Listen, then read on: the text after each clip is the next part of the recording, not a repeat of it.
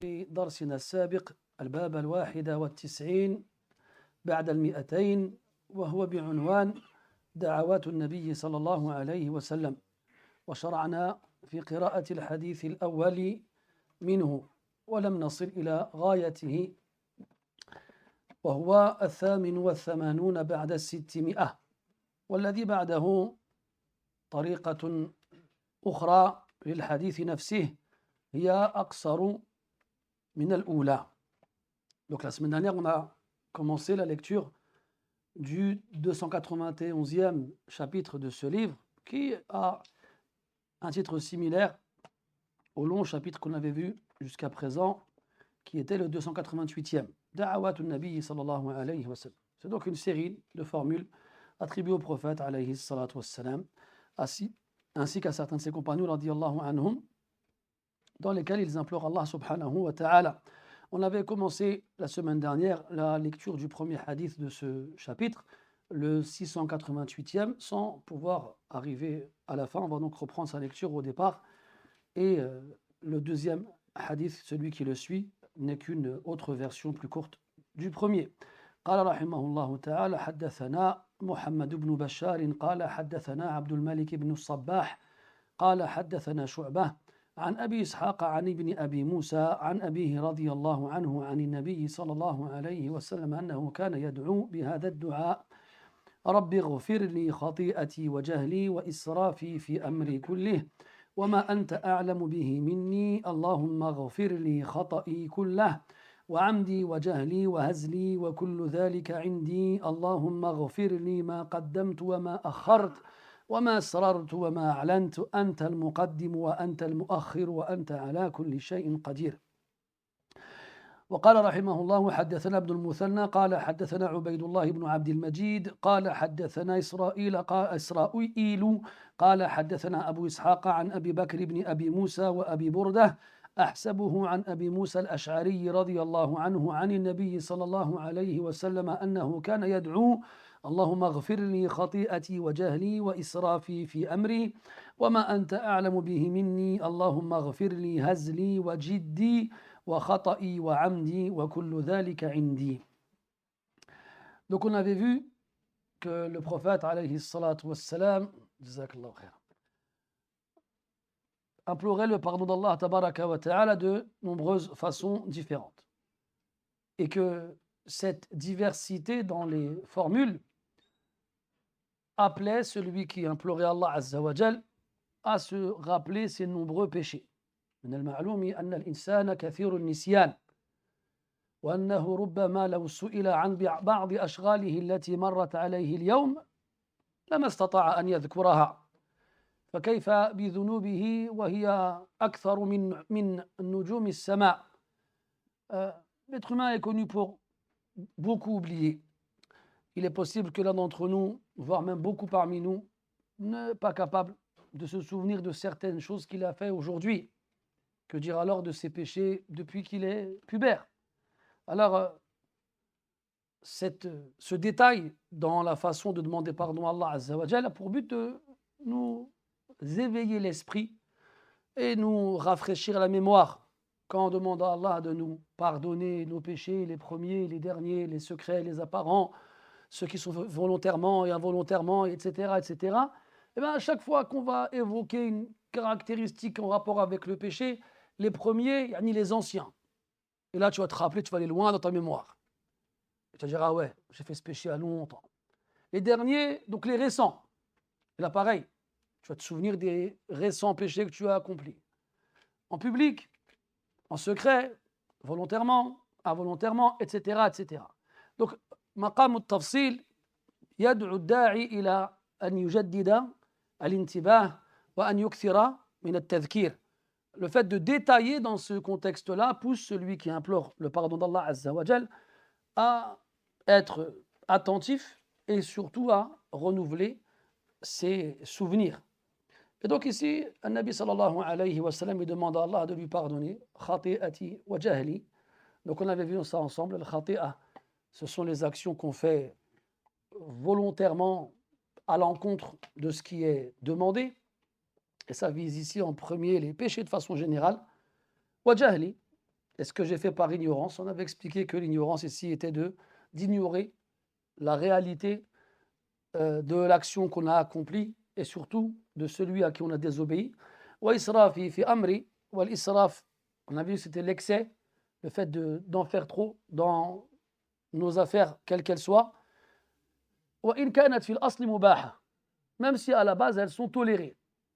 لأن الإسراف في المباح قد يجعله مكروها أو محرما. Car dans certains cas, le fait d'excéder, de dépasser les limites, même dans ce qui est toléré à la base, le rendra détestable ou interdit. يقول النبي صلى الله عليه وسلم إسراف أمتي في الطهارة والدعاء.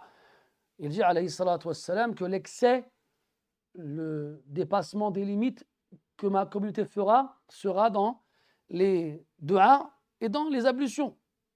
Alors qu'à la base, c'est légiféré, c'est même recommandé, c'est même obligatoire. Et pourtant, malgré le fait que ce soit légiféré, soit obligatoirement, soit de façon recommandée, eh bien, en dépassant les limites, on peut tomber dans l'interdit. ورد النهي عن تحريم الزيادة عن 3 مرات لكل من يتوضأ. Et le hadith, il a été rapporté dans l'interdiction de dépasser 3 fois dans les ablutions. من تعدى ذلك أو من زاد على ذلك فقد تعدى وأساء أو كما قال عليه الصلاة والسلام.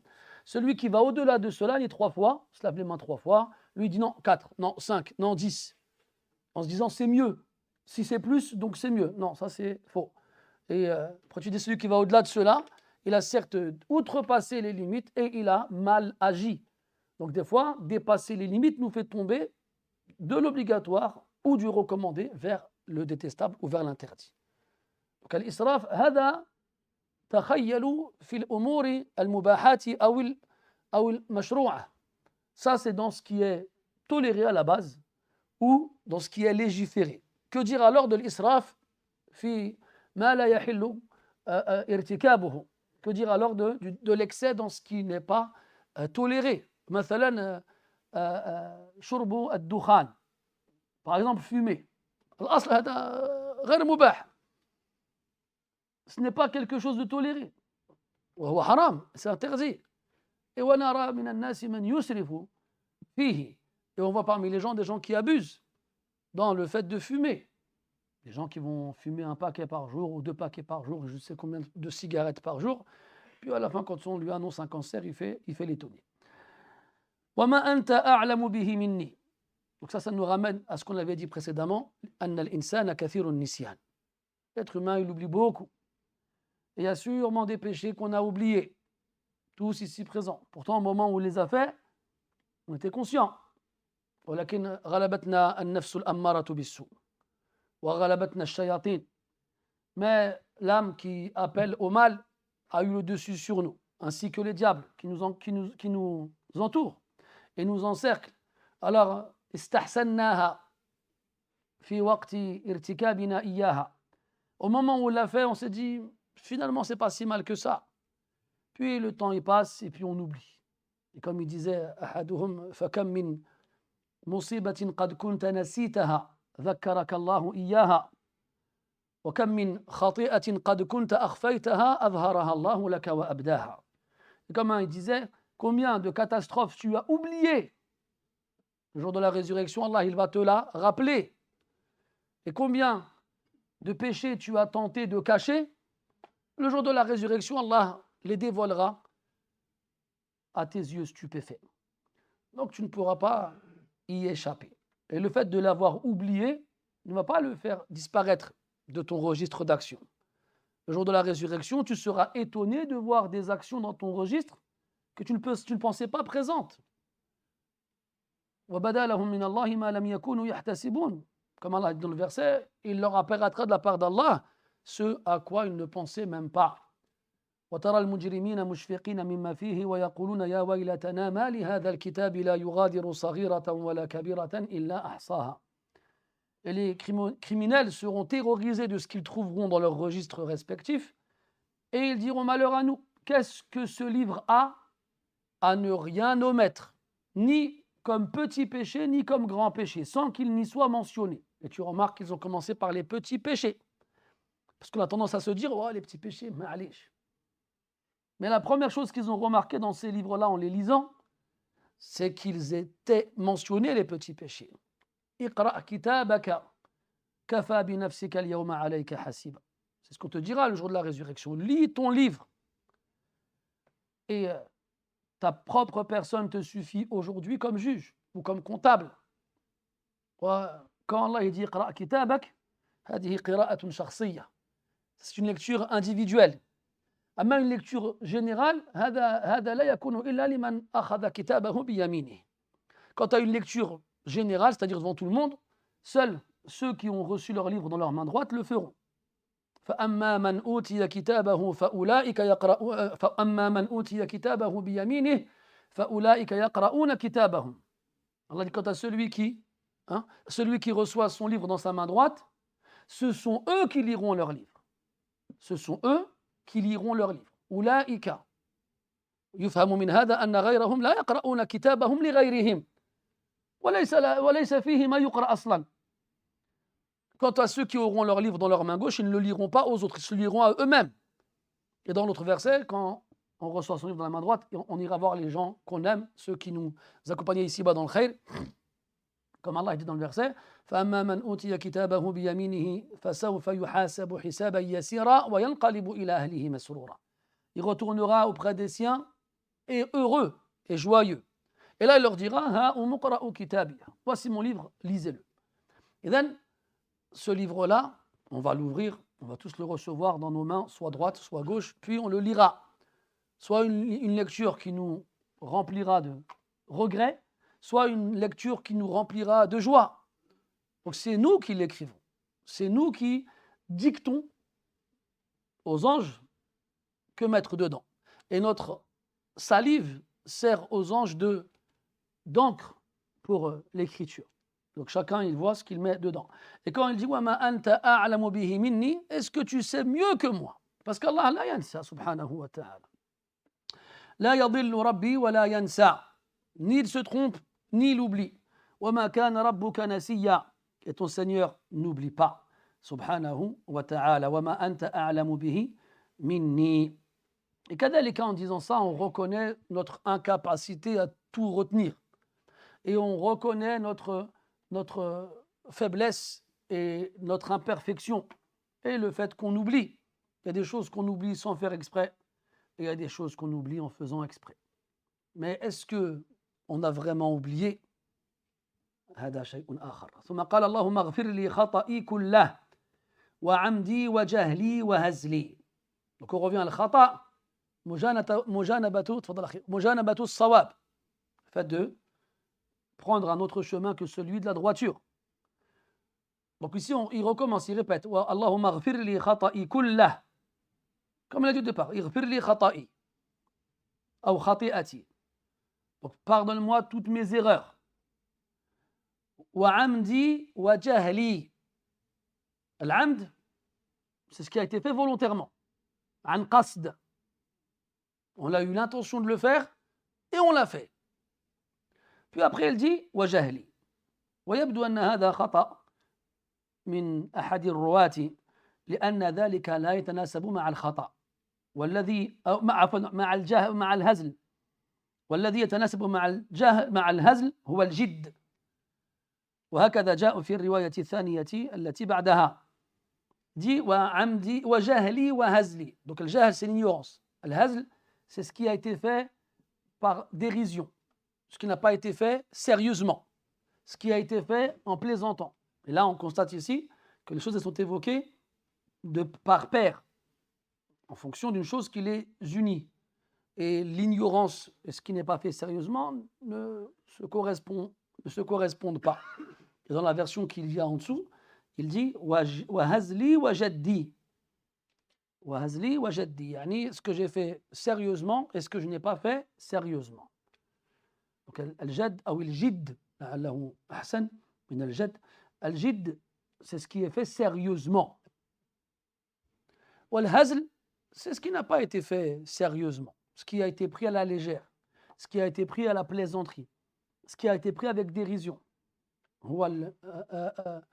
إنه لقول فصل وما هو بالهزل. Ce n'est pas une plaisanterie. Et là, on constate que très souvent, malheureusement, nous, on a une très, très mauvaise habitude aujourd'hui de tout prendre à la légère, de tout prendre à la dérision, de ne pas donner de sérieux aux choses. Un exemple très simple, mentir pour rigoler. Même si, dans les yeux de la plupart des gens, c'est pas grave. C'est ça que les gens disent. C'est pas grave. Alors qu'il a menti. Et le mensonge ne doit pas figurer dans les caractéristiques du croyant, même pour plaisanter. D'ailleurs, c'est encore pire. Celui qui ment pour faire rire, malheur à lui, comme le hadith le dit. وَيْلٌ لَهُ وَيْلٌ لَهُ وَيْلٌ لَهُ قالوا من هو يا رسول الله خاب وخسر قال من كذب أو من كذب ليضحك القوم. Malheur à lui, malheur à lui, malheur à lui. Qui? Ya Rasulallah, qui est cette personne qui a tout perdu et qui sera déçu? Celui qui ment pour faire rire les gens. Et aujourd'hui, c'est la mode. Pour un oui, pour un non, يسمونها بالكذبة البيضاء. Ils l'appellent le mensonge blanc. Il n'y a pas de couleur. Tous les mensonges ont la même couleur. Il n'y a pas de couleur différente pour indiquer une exception. Il existe des exceptions, certes, qu'on a déjà vu ensemble, elles sont au nombre de 3. L'islah dhatil bayn, pour réconcilier des gens en conflit, l'ahl, et avec ton épouse, et fil harb, et dans la guerre.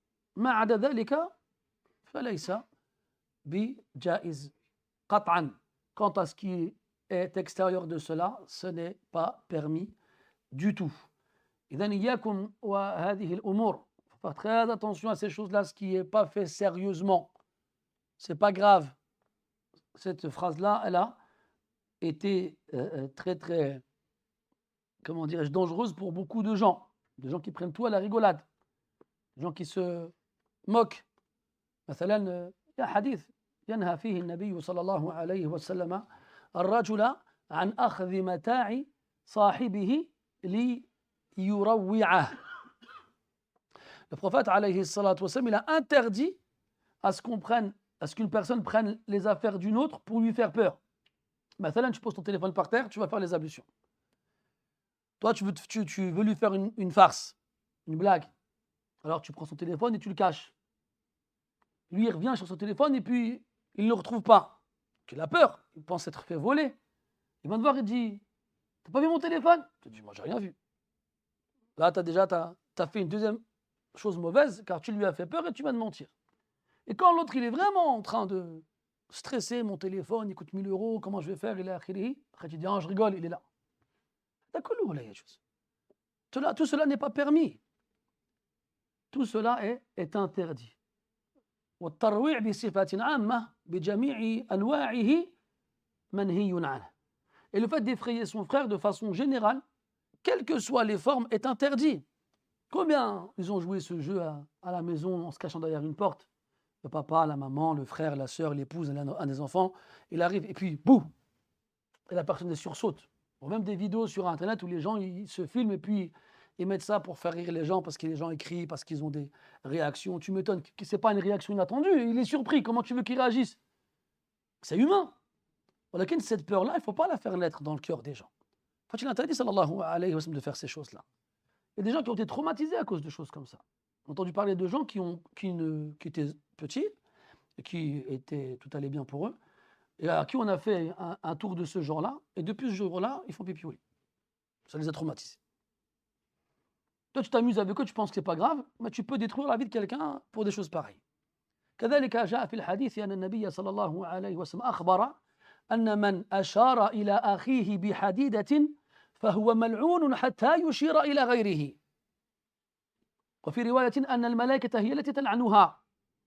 Il dit sallallahu alayhi wa sallam que celui qui tend une lame en direction de son frère, pour lui faire peur, ou pour s'amuser avec lui, quelle que soit la raison, il est maudit par les anges tant qu'il ne l'a pas dirigé vers une autre direction. Même si c'est son frère de son père et de sa mère, son vrai frère, son frère de sang. Parce qu'on ne joue pas avec ces choses-là. Et nous, on joue. Ça nous fait rire. C'est pas grave. On plaisante. Aussi une chose qui est très présente aujourd'hui, insulter les mères.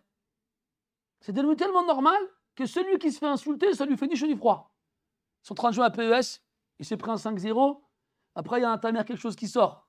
Et l'autre, qu'est-ce qu'il fait? Il rigole. Et il continue la partie comme si de rien n'était.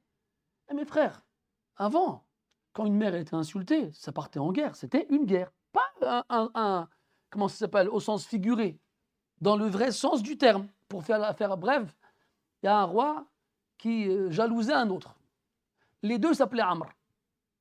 Il a essayé d'avoir le dessus sur lui de toutes les façons possibles, il n'a pas réussi.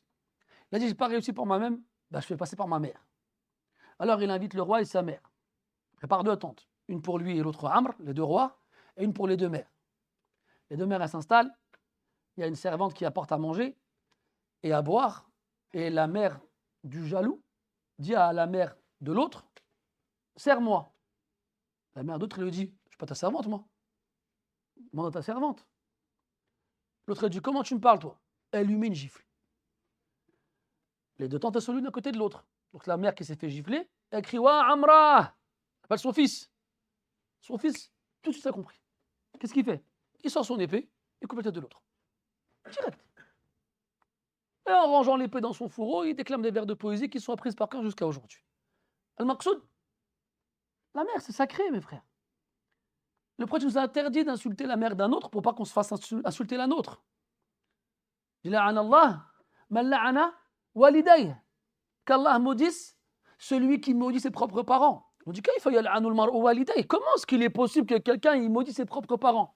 قال نعم يلعن أم صاحبه فيلعن أمه فقد تسبب في لعن أمه أو كما قال عليه الصلاة والسلام.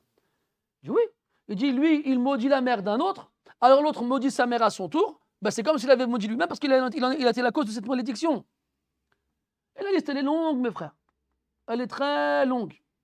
Si on devait rentrer dans les péchés qu'on fait par plaisanterie, en pensant que les anges ils sont là à attendre que tu sois sérieux pour écrire tes péchés. Non, ils les écrivent. Regarde pas ce que tu es sérieux, ce que tu n'es pas sérieux. Allah leur a dit écrivez les péchés, ils écrivent les péchés. Tout arrive devant Allah, et comme tu as oublié la plupart de ces choses-là parce que tu les fais tous les jours, eh bien, tu n'as pas demandé pardon pour ces choses-là. Et dans la parole de Ibn al-Mu'taz, rahimahullah, il disait خلي الذنوب كبيرها وصغيرها ذاك التقى واصنع كماش فوق أرض الشوك يحذر ما يرى لا تحقرن صغيرة إن الجبل من الحصى. Laisse tous les péchés, les grands et les petits, c'est ça la piété. Et agis comme quelqu'un qui marche sur une terre pleine d'épines. Il fait attention où il met les pieds. Ne néglige aucun péché, car les montagnes sont faites avec des petits cailloux. Un ici, un ici, un ici, 2, 10, 100, 1000, 1 million. Même si toute ta vie tu as fait attention à ne pas manger de porc, à ne pas boire d'alcool, à ne pas faire la fornication, à ne pas faire les grands péchés, mais tu t'es pas retenu de faire les petits péchés. Et tu pensais que ce n'était pas grave. Et Allah dit dans le Coran وَتَحْسَبُونَهُ هَيِّنًا وَهُوَ عِنْدَ اللَّهِ عَظِيمٌ. Et vous pensez que c'est méprisable alors qu'auprès d'Allah c'est immense. Et tu arrives devant Allah et tu trouves des montagnes que peut-être ceux qui ont bu de l'alcool et forniqué n'ont pas. Je dis Allah, j'ai pas fait tout ça moi. Eh bien si.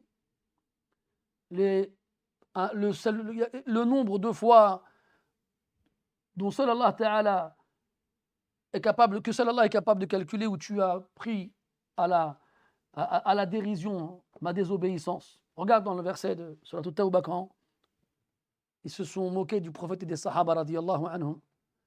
Allah il révèle le Coran. قل أبي الله وآياته ورسوله كنتم تستهزئون لا تعتذروا قد كفرتم بعد إيمانكم. Est-ce d'Allah et de ses signes et de son messager dont vous vous moquiez? Ne vous excusez pas. Vous avez mécru après avoir embrassé la foi. وهذه أيضا تضاف إلى ما سبق ذكره وبيانه. Et celle-ci aussi on peut la rajouter à ce qui a été déjà évoqué jusqu'à présent. La moquerie, se moquer des autres. Alors qu'Allah dit dans le Coran لا يسخر قوم من قوم عسى أن يكونوا خيرا منهم ولا نساء من نساء عسى أن يكن خيرا منهن. Allah nous a dit de nous moquer les uns des autres. Et celui dont tu te moques, s'il a un degré supérieur, le péché il est pire. le péché, il est pire. Déjà, avec ton frère et ta sœur musulmans, c'est grave. Alors, si ce musulman ou cette musulmane, ils ont un degré supérieur, c'est encore pire. Si ce sont des alliés d'Allah Azza wa Jal, des salihin, des vertueux, des savants, les compagnons, les prophètes, plus tu t'attaques à quelqu'un dont la nature est supérieure à celle d'un autre, plus le péché que tu fais, il est grave. Et on entend tout le temps ça, chez les jeunes aujourd'hui. Hein, les imams 2.0 et les frères Muses et la BAC, la brigade anti-shaytan et les voilés, ou là je ne sais pas comment ils les appellent encore, tous ces sobriquets qui pullulent. Et ça aussi, c'est la ada des shayatin. D'où l'interdiction venant d'Allah Ta'ala dans le verset où il nous interdit de nous moquer les uns les autres, de nous donner des sobriquets. وَلَا تَنَابَزُوا بِالْأَلْقَابِ. On ne se donne pas des sobriquets, on ne se donne pas des surnoms. Et d'ailleurs, c'est un des attributs des hypocrites. C'est eux qui appelaient les sahaba avec ce genre de sobriquet-là.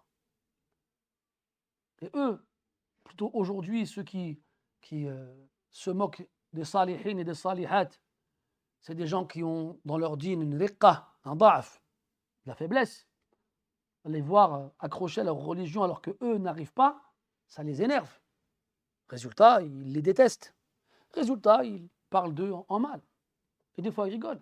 Ah, t'as vu l'autre là-bas avec sa barbe, on dirait un diable. T'as vu l'autre là-bas avec son gilbeb, on dirait Batman. On dirait un fantôme. Quand on entend des koufars dire ça, c'est pas étonnant. Mais des gens qui se disent musulmans. Inna alladhina ajramu kanu min alladhina amanu yadhakun wa idha marru bihim yataghamazun wa idha inqalabu ila ahlihim inqalabu fakihin aw fakihin qira'atan wa idha ra'awhum qalu inna ha'ula'i ladallun. Ceux qui ont fait des crimes, qui ont commis des crimes, se riaient de ceux qui ont cru. Et lorsqu'ils passaient à proximité, ils se font des clins d'œil, des signes, en les montrant et en s'exclaffant, en rigolant. Et lorsque les croyants partaient et qu'eux rentraient chez eux, ils rentraient encore en continuant de rire. Et puis quand ils étaient ensemble et qu'ils parlaient des autres, ils disaient quoi? C'est eux les égarés. Nous, on est dans le droit chemin. Ala kulli hal, il faut faire très attention, mes chers frères, à l'hazl, la plaisanterie. Très attention au fait d'exagérer dans le fait de prendre à la légère les choses. كان النبي صلى الله عليه وسلم يمازح أصحابه فيقولون له يا رسول الله إنك لتمازحنا فيقول نعم ولكني لا أقول إلا حقا. Le prophète sallallahu alayhi wa sallam présentait que ses sahaba, avec ses compagnons radiyallahu anhum, ils s'en étonnaient. Ils s'en étonnaient, ils disaient, ah, ça, tu ris avec nous, tu plaisantes avec nous. Il a dit oui, mais je ne dis que la vérité. Donc le prophète nous a appris à être décontractés, à plaisanter les uns avec les autres, mais toujours en respectant les règles, toujours en restant dans la vérité, en restant loin du mensonge et de la moquerie et des choses interdites. Donc l'un n'empêche pas l'autre.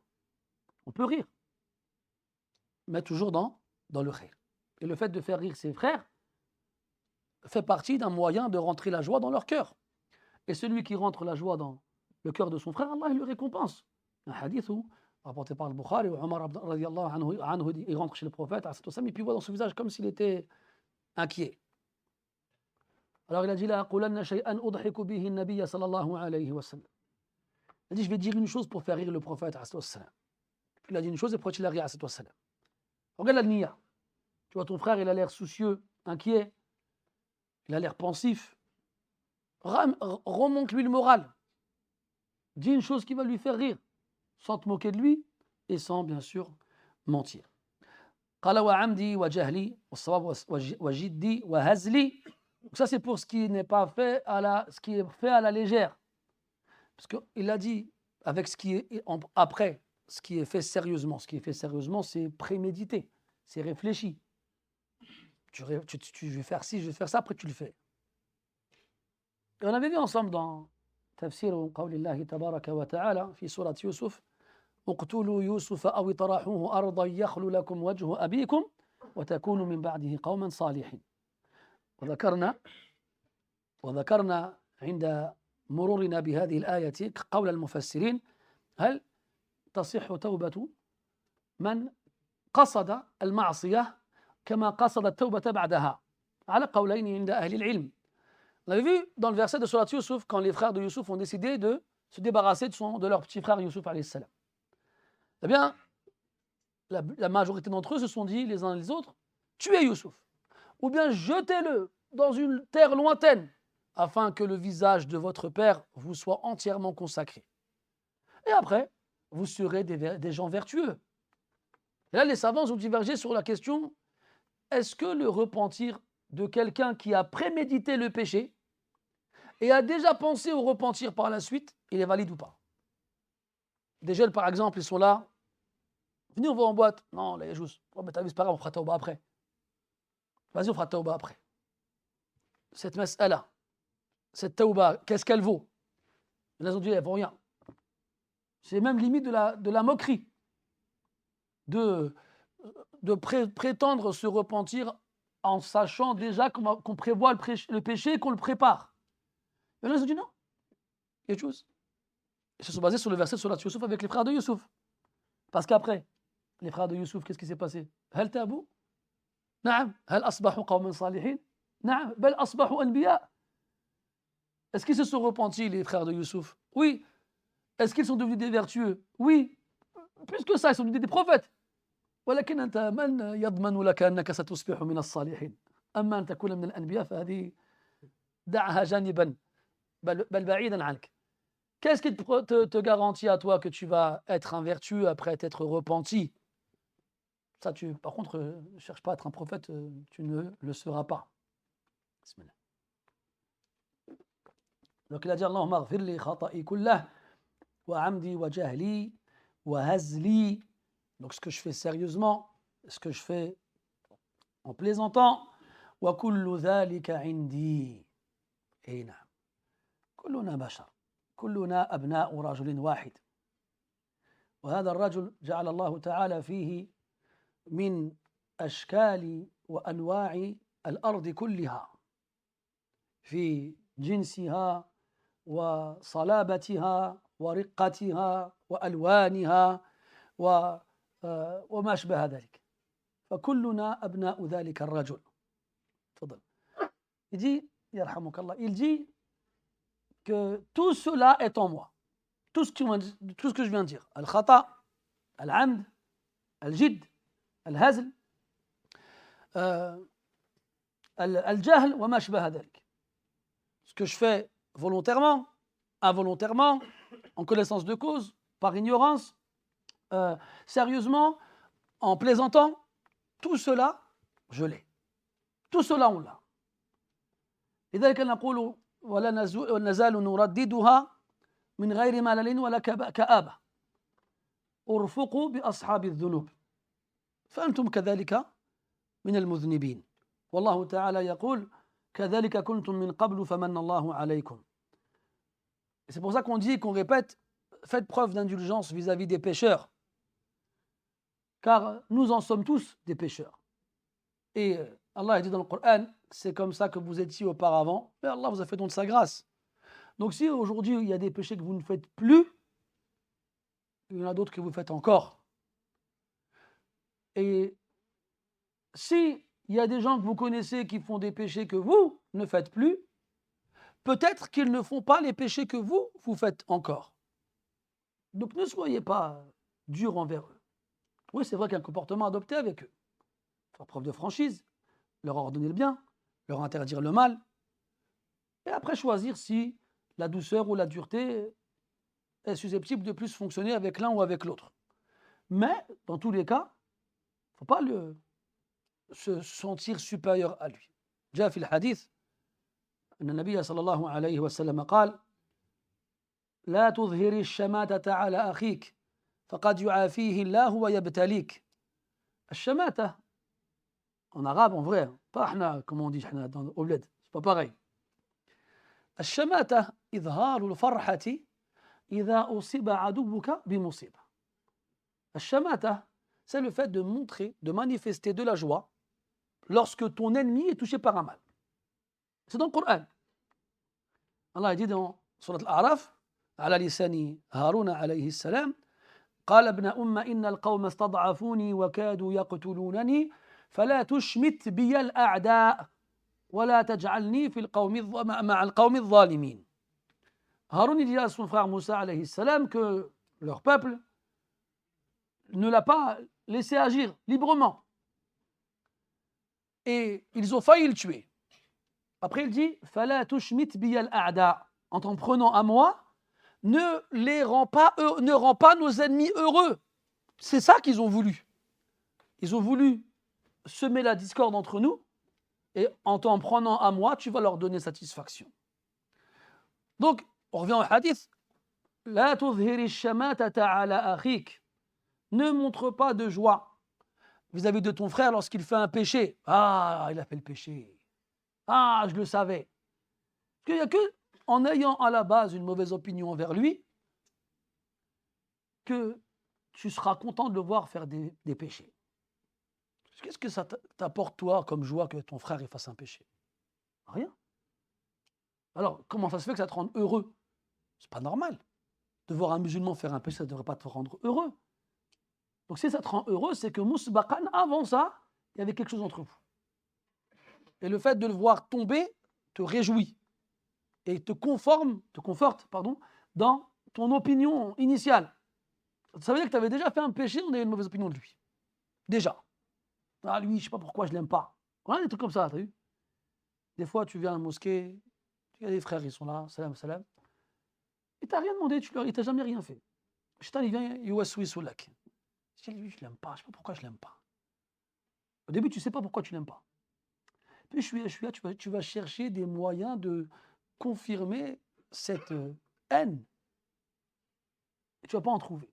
Et un jour, tu vas sortir de la mosquée, tu vas dans ta voiture, tu mets la clé, tu la démarres, tu pars, tu t'arrêtes à un feu rouge, tu regardes à droite, il y a un arrêt de bus, il y a quelqu'un, il est en train d'attendre le bus, et c'est le frère que tu n'aimes pas. Et tu le vois en train de fumer, tu dis, ah, voilà, j'avais raison. Comment ça, tu avais raison? Et tu es content. Qu'est-ce que tu es content? C'est quoi ce comportement-là? C'est pas du tout islamique, mes frères, ce genre de comportement-là. Pas du tout. Et donc, il dit, on revient au hadith, لا تظهر الشماتة على أخيك فقد يعافيه الله ويبتليك. Il est possible qu'Allah il épargne ce musulman qui a fait le péché et qui t'a rendu heureux et qu'il t'éprouve avec le même péché. Et qu'il t'éprouve avec le même péché. Et dans l'autre version, il disait Man ayyara akhahu bi dhanbin lam yamut hatta yaf'ala. Celui qui critique son frère pour un péché ne mourra pas avant de l'avoir accompli. Tu vas faire un péché, dis Alhamdulillahi alladhi afani. Remercie Allah de t'avoir épargné. Ensuite, demande à Allah de te guider et de le guider. Ensuite, demande à Allah de le pardonner. Ensuite, va le voir. Et parle-lui avec douceur. Comme tu aimerais qu'on te parle à toi quand tu fais des erreurs. Et ensuite, cache le péché qu'il a fait. Celui qui cache les péchés de son frère, Allah il cachera les siens ici-bas et dans l'au-delà. C'est comme ça qu'il faut agir avec ses frères dans le péché. Et pas sortir son téléphone et le mettre sur Instagram ou je ne sais pas où d'autres encore. Instagram, c'est pas Instagram. Ça peut aussi se transformer en Instagram. Vas-y. Parce que dans un instant, ça va cramer.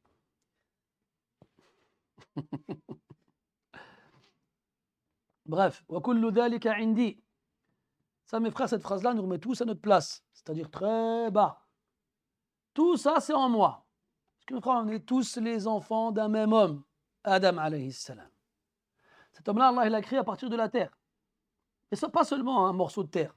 Il a demandé à Jibril alayhi salam de chercher des morceaux de terre partout sur terre. Des terres de plein de natures différentes. Des douces, des molles, des dures, des fermes. Des morceaux de terre de plein de couleurs différentes.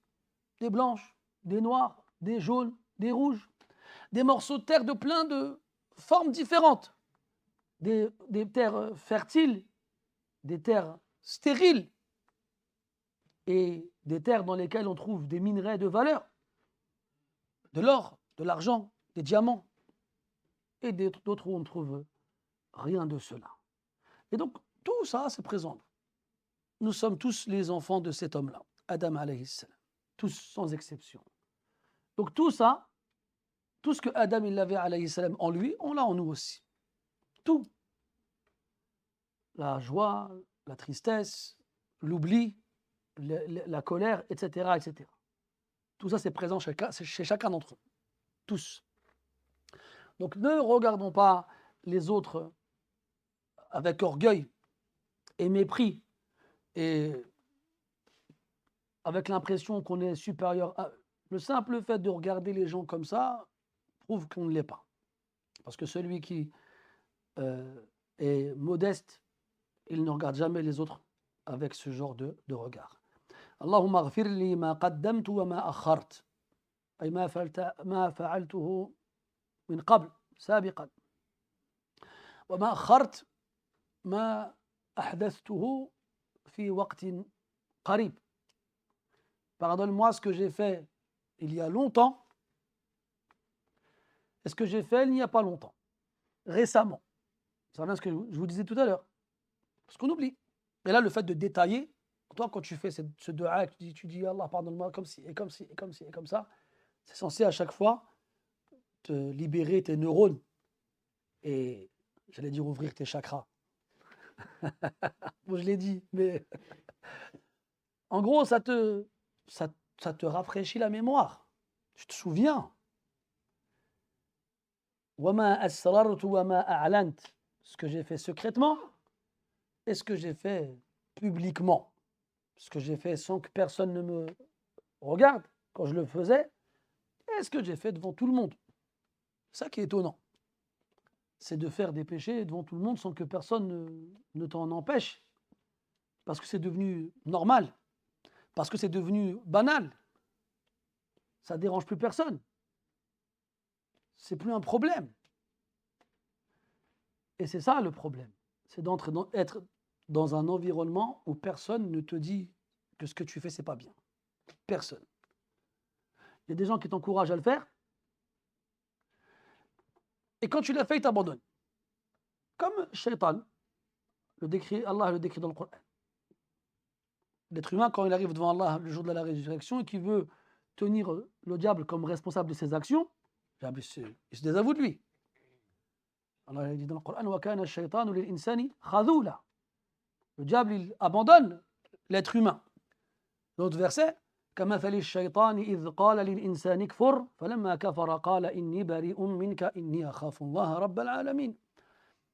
Il ne cesse de te pousser à la mécréance. Le jour où tu finis par l'écouter, il te dit, moi je me désavoue de toi. Moi j'ai peur d'Allah, le Seigneur de l'univers. Idhan, وَمَا عَلَنْتُ. Donc quand tu entends des gens qui te disent, Ittaqillah, fais pas ça la yajouz. Alors accroche-toi eux. Donc c'est l'inverse. Quand tu en as dans ton entourage qui te voient faire du mal et qui te le disent, tu dis, je prends pour qui lui? C'est un immeuble 2.0 pour revenir aux appellations à la mode. Eh frère, il n'y a que Dieu qui peut me juger. Only God can judge me. Hein? Le truc que les Américains ils se tatouent sur la peau quand ils vont en prison. Lui, il en a fait une aqida.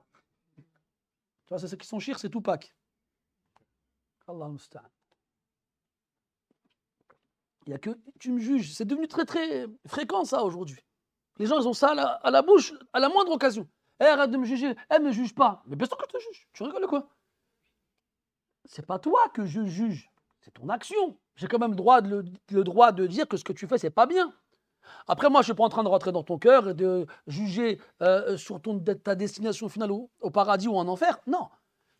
J'ai l'obligation de te dire que ce que tu fais est mauvais. Après, je ne suis pas en train de dire que tu es mauvais. Mais en tout cas, l'action que tu fais, elle est mauvaise. Tu n'as pas le droit de l'accomplir. Et moi, j'ai l'obligation de t'en faire part. Donc oui, je te juge par rapport à ton action. Ala kulli hal. Donc il veut faire des péchés en public devant toi et il ne veut pas que tu parles. Il ne veut pas. Et quand tu parles, il te reproche de parler en te faisant culpabiliser, en te disant « Eh, tu me juges ».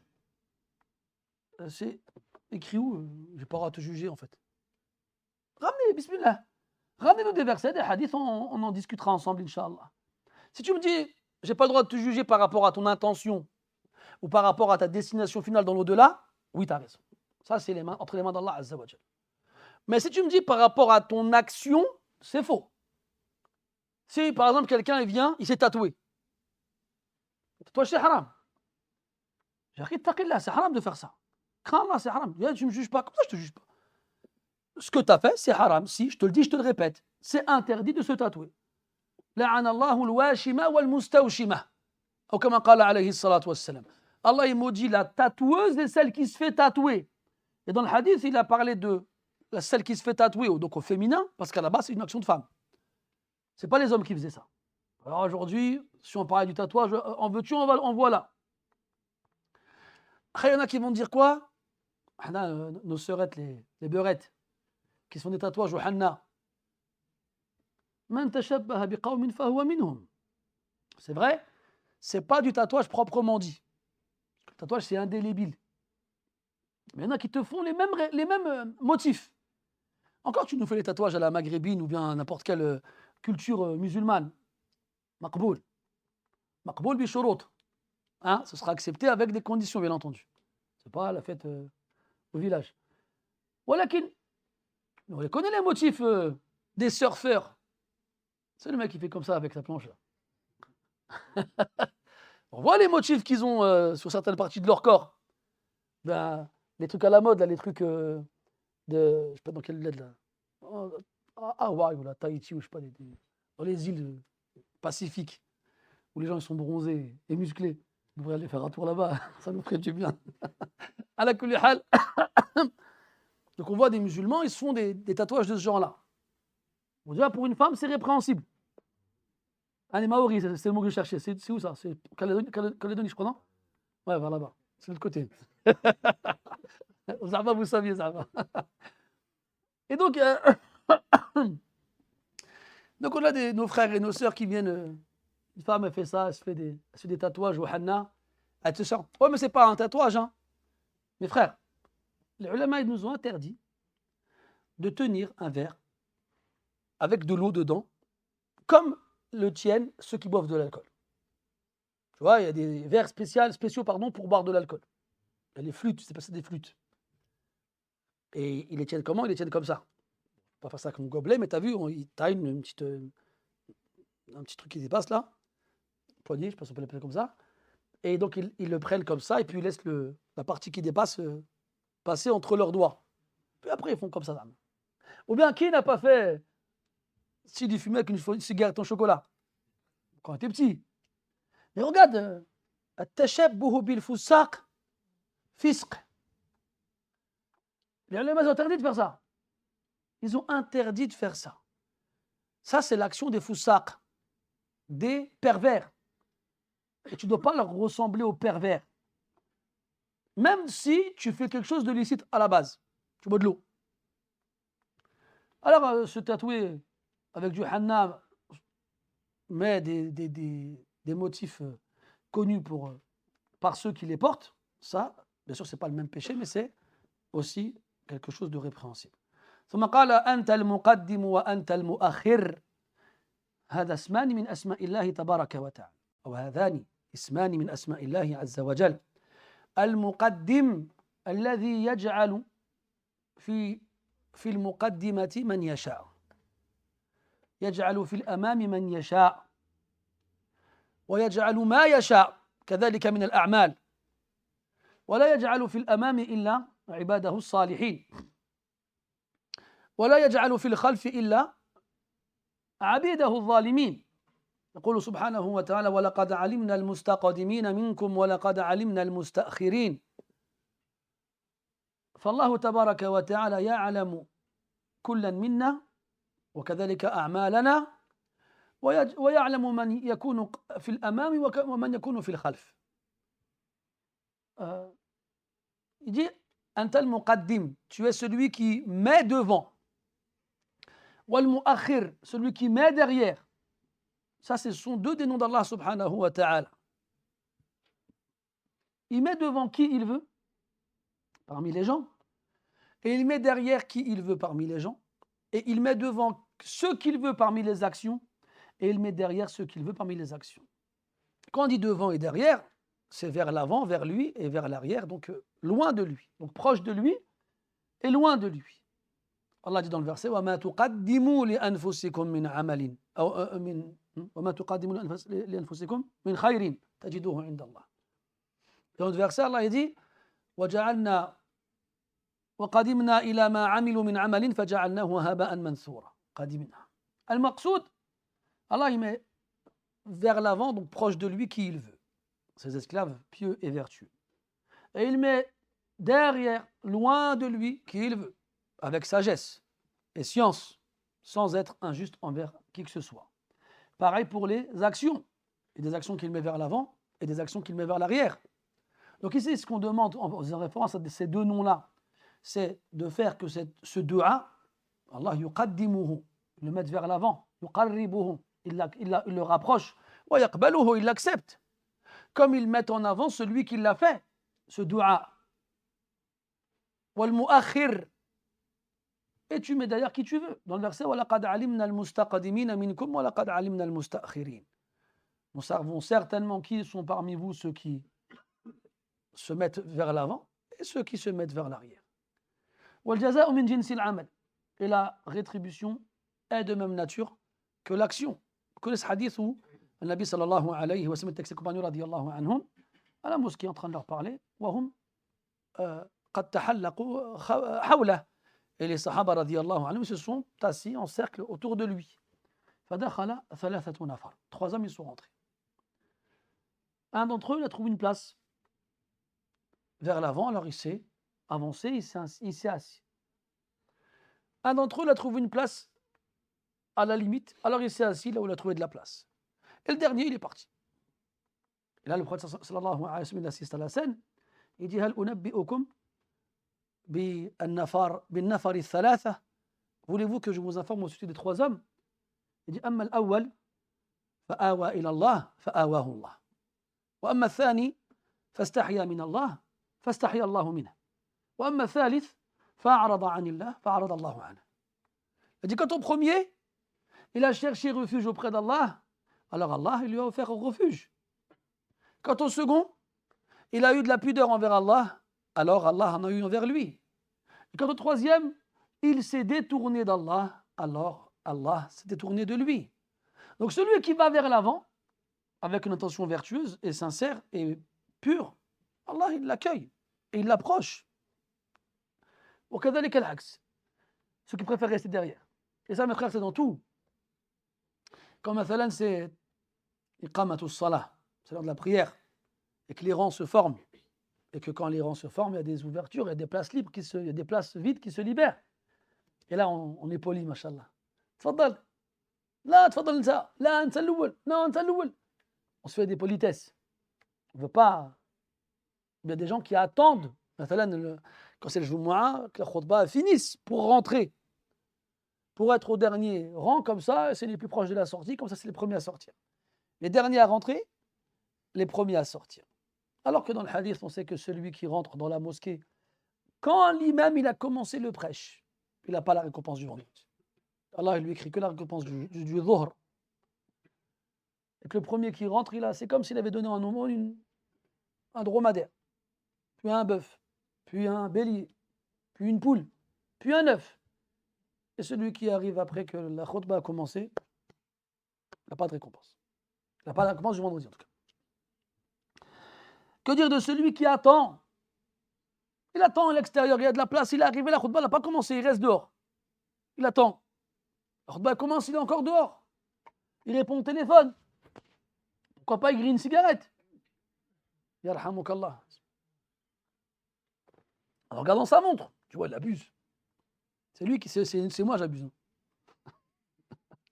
C'est pas lui qui abuse, non. C'est lui-même qui abuse. Il est comme ça, il commence à taper du pied. On travaille, nous. Moi aussi, je travaille. Oulala. Oh, ça va toujours faire rire, ça. Un jour, j'aimerais bien, pour ceux qui partent au travail en transport en commun. Tu vois, le bus, il passe à des heures fixes, on est d'accord. Toi, tu vas au travail. Puis mince, t'es en retard. Va voir le chauffeur, tu dis, hey, je travaille moi. Accélère, frère. Brûle un ou deux feux rouges ou bien arrête-toi pas aux 15 arrêts qui arrivent. Il va dire, mais t'es sérieux quoi? Il va dire, dégage. Quand tu prends l'avion et que le vol il est retardé, tu peux t'embrouiller avec quelqu'un? Tu vas t'embrouiller avec le pilote ou bien avec quelqu'un? Tu vas t'embrouiller avec personne. On connaît des fous qui s'embrouillent avec eux. Embrouille-toi comme tu veux, ça va rien changer. Ça va pas faire partir l'avion plus tôt. Il n'y a pas le gars dans la tour de contrôle, le chef suprême, je ne sais pas comment il s'appelle, le commandant. Il dit bon, ben, il est énervé, bon allez, c'est pas grave, on va partir plus. Non. Mais à la mosquée, si. À la mosquée, tu as le droit d'aller t'énerver avec l'imam et de dire ouais, on travaille. Il y a qui du travail. Allah ya'awnek khoya, roh tkhadem. Vas-y, pas de problème. Il n'y a pas de problème, roh tkhadem. Vas-y. Moi, il y a une chose que j'ai jamais compris, excusez-moi, c'est ma minute coup de gueule. Donc en heure d'été, techniquement, Dhuhr c'est à 14h. Ça, donc Jumu'ah c'est pareil. On est d'accord. Dans une mosquée assez grande qui fait qu'un seul Jumu'ah, on fait Dhuhr à 14h. Jusqu'ici, vous me suivez. 14h, c'est vrai, c'est à peu près l'heure de la reprise. Les gens, ils travaillent, donc ils sont stressés parce que la khutbah commence à 14h, etc., etc. Mais en heure d'hiver, on gagne une heure, on est d'accord. Donc techniquement, il y a plus de problème. Pourquoi les gens sont toujours énervés? Pourquoi en heure d'hiver, on fait la khutbah une heure plus tôt? Et il y a encore les gens, ils sont encore énervés. Est-ce que ces gens-là, ils n'étaient pas là quand c'était l'heure d'été? Et ce sont ceux qui viennent parce qu'ils n'ont pas les mêmes horaires. Donc nous, en fait, il faut qu'on fasse attention aux 3-8. Déjà, il fallait qu'on fasse une khutbah dans toutes les langues. Il faut parler en arabe, en talija, en français, en anglais, en soniké, en peul, en bambara, comment ça s'appelle déjà? En tamoul, merci. Vas-y, on est multilinguiste. Je ne sais pas si le mot existe. Polyglotte. Et après, quand tu fais la khutbah dans toutes les langues, parce que ce sont eux qui l'ont demandé, mais c'est vous qui m'avez demandé de faire la khutbah dans toutes les langues du monde. Et maintenant, il faut aussi que, je ne sais pas moi, on devrait faire des sessions de Jumu'ah par rapport aux horaires de travail. Qu'est-ce que vous en pensez? Hein, l'équipe du matin, comment on travaille? Une khutbah pour l'équipe du matin, une khutbah pour l'équipe du soir. Les gars, yallah. Il ne nous reste plus, on fait la khutbah de nuit pour l'équipe de nuit. Oh là là là là, laisse tomber, wallah. Et ces mêmes personnes-là qui se plaignent sont très souvent des gens qui connaissent rien à leur religion. Demande-lui, toi, c'est quoi arkanu ash-shahadatayn wa wajibatuha wa shurutuha. Demande-lui comment on répare la prière quand on oublie quelque chose. Demande-lui quelles sont les obligations. Demande-lui, il ne connaît pas, il s'en fiche. Comme il va au travail, il pointe. Après, il va boire un café. C'est ça qu'ils font encore, des cafetières à l'entrée des mosquées, tu vois. Il vient, il pointe, il prend un café, là, tant que ça finisse. J'exagère, bien sûr. Mais on n'est pas loin de finir comme ça. Hein. Eh, mes frères, Allah, il avance qui il veut, il recule qui il veut. C'est à toi de voir si tu veux être devant, si tu veux être derrière. Le jour de la résurrection, il est dans un hadith, sallallahu alayhi wa sallam. يقال لصاحب القرآن اقرأ وارتقي وارقى في رواية ورتل كما كنت ترتل في الدنيا فإن منزلتك عند آخر آية تقرأها أو كما قال عليه الصلاة والسلام. On dira à celui qui a le Coran, le jour de la résurrection, lis et élève-toi dans les degrés du paradis. Comme tu lisais le Coran ici-bas, car ta demeure sera en fonction du dernier verset que tu réciteras. Donc on sera tous là en train de... On partira en même temps. Bismillahirrahmanirrahim, 1 degré. Alhamdulillahi Rabbil Alamin, 2 degrés. Donc ici tout va bien. Tout le monde monte en même temps. Inch'Allah. Puis, Amin. Après, ils vont dire Bismillahirrahmanirrahim. Ils vont dire Alif Lam Mim. D'autres vont dire quoi? Qul huwa Allahu ahad. 59 hizb, ils ont sauté. Puis quand il va finir, il va arriver Wannas. L'autre, il sera encore à Innal ladina kafaru sawa'un alayhim. Puis il va s'arrêter et puis il va devoir continuer. Ils vont où? Attendez-nous! Ils t'attendront pas, mon frère. Ils t'attendront pas. Qu'est-ce que les hypocrites vont dire au Coran le jour de la résurrection? Attendez-nous, qu'on profite de votre lumière. Mais personne n'attendra personne ce jour-là, mes frères. Personne. Il y a des gens qui rentreront au paradis, les premiers dans le hadith. أول زمرة يدخلون الجنة على صورة القمر ليلة البدر. أو ليلة البدر, نعم. Le premier groupe qui rentrera au paradis seront à l'image de la lune quand elle est pleine. C'est dit premier, c'est qu'il y a un ordre. C'est que c'est pas tu viens, tu passes quand tu veux en fait. Non. Non, mes frères, ça ne marche pas comme ça. Celui qui veut faire partie des premiers dans l'au-delà, à être jugé, pardonné, à traverser le pont et à entrer au paradis, il faut qu'il soit parmi les premiers ici-bas. Jaza'an wifaqa. Il n'y a pas d'entourloupe, il n'y a pas de piège. C'est comme ça, mes frères. Tu ne peux pas avoir accepté toute ta vie d'être derrière, de ne venir à la mosquée que le vendredi ou l'Eid. Et quand tu viens d'être au dernier rang, quand c'est le ramadan tarawih, de faire que rak'atayn avec l'imam, quand tu viens à la mosquée faire tarawih. Parce qu'on connaît plein de musulmans qui même pendant le ramadan ne viennent pas faire tarawih avec les musulmans à la mosquée. On en connaît plein. Tu ne peux pas accepter toute ta vie d'être derrière, de garder le hajj à la fin de ta vie. D'abord, je me fais plaisir et je fais des voyages et je fais des investissements et j'achète une maison ici ou ailleurs. Le hajj, on verra après. Tu es toujours en train de tout retarder, de tout mettre derrière. Et le jour de la résurrection, tu vas dire attendez-nous. On n'attendra personne ce jour-là. On n'attendra personne ce jour-là. Personne n'attendra personne. أنت المقدم وأنت المؤخر والحمد لله على أن الله تعالى تسمى بهذين الاسمين. Heureusement qu'Allah il s'est nommé avec ces deux noms-là. Imagine toi toute ta vie, depuis que tu es de ton plus jeune âge, tu étais imberbe quand tu es venu à la mosquée. À l'époque où les jeunes de ton âge ils commencent à s'intéresser aux filles, ils commencent à aller dans les soirées, ils commencent à rentrer tard le soir, à faire des bêtises. Toi non. Tu vas à la mosquée, tu t'assois par terre, tu apprends le Coran. Puis les années passent, ta barbe commence à pousser, tu as appris le Coran. Et pendant ce temps, tes amis que tu as laissés dehors, eux, ils sont dans Dunya. Quand tu les rencontres dans la rue, ça va, tu vas bien? Ouais, on fait de l'argent, t'inquiète, on fait de l'argent. On fait de l'argent. Puis 10 ans plus tard, ils tournent en BM, toi tu es là avec ta Twingo, tu fais des doigts quand tu mets la clé pour la faire démarrer. Et tu regardes, tu fais ah frère, t'as vu, nous on a fait de l'argent, nous. Mais toi, tu as une Twingo, pourquoi? Parce que tu fais attention au travail que tu vas faire. Tu ne vas pas faire un travail aussi haram. Tu fais attention au travail que tu vas faire. Tu vas faire un travail, tu peux faire la prière à l'heure. Tu vas faire la prière du vendredi. Tu fais attention, donc tu n'auras pas forcément les meilleurs métiers, mais au moins tu es dans le halal, walhamdulillah. Lui, il s'en fiche de ces trucs-là. Puis les années passent, la barbe est blanchie, et il vient à la mosquée. 30 ans plus tard. 30 ans plus tard. Si Allah ne mettait pas en avant ceux qui se sont mis en avant avec un cœur sincère, il ne mettait pas en arrière ceux qui attendent le dernier moment pour se réveiller, pour faire comme les autres. On arrive devant Allah, eux et nous, on est égaux? Non. Abadan. Allah, la yadlimu ahada. Allah, il est injuste envers personne. Cette jeunesse qu'on a sacrifiée pour Allah Azza wa Jal, c'est ce qui a de plus de valeur chez les gens. Et tu penses que tu sacrifies une chose qui a de la valeur pour toi, que ça ne va pas compter auprès d'Allah subhanahu wa ta'ala? Jamais. On ne s'en rend pas compte, mes frères. Shabun nasha'a fi ta'atillah. Ou fi ibadatillah. Dans le hadith des 7 qui seront sous l'ombre du trône d'Allah, le jour où il n'y aura d'autre ombre que la sienne. Un jeune qui a grandi dans l'obéissance d'Allah.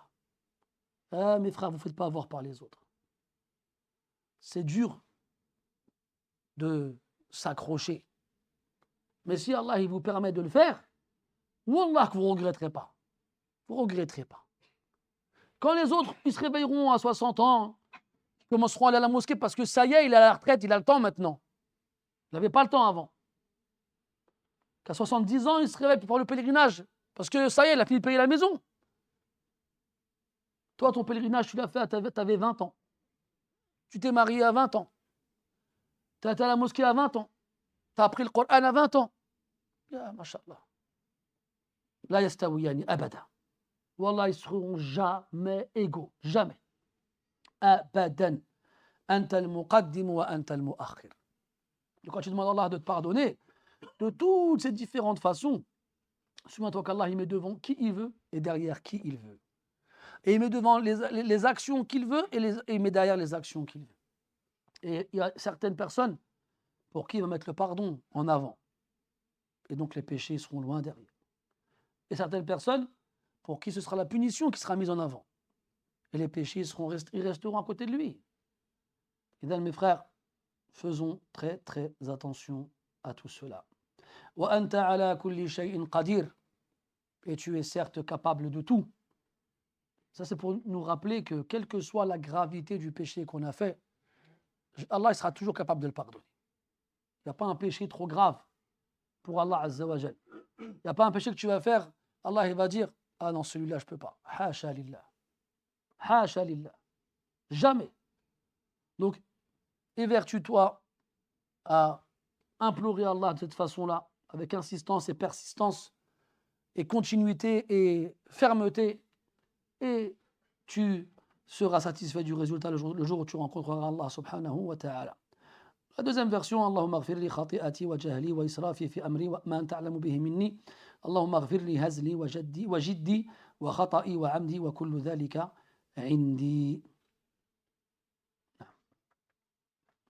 Tu fais combien de temps? 1h07.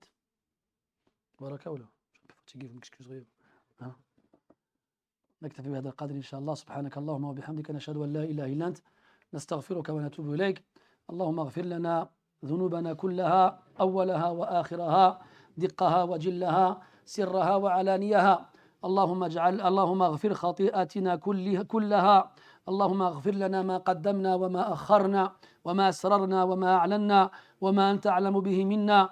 أنت المقدم وأنت المؤخر لا إله إلا أنت وأنت على كل شيء قدير.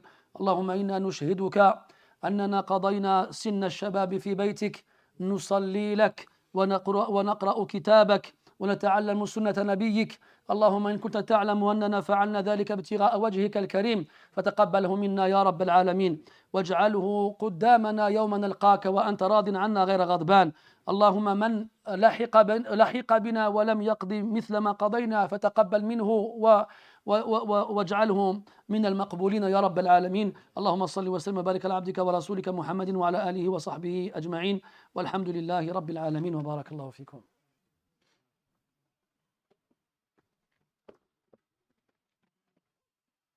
أستغفر الله.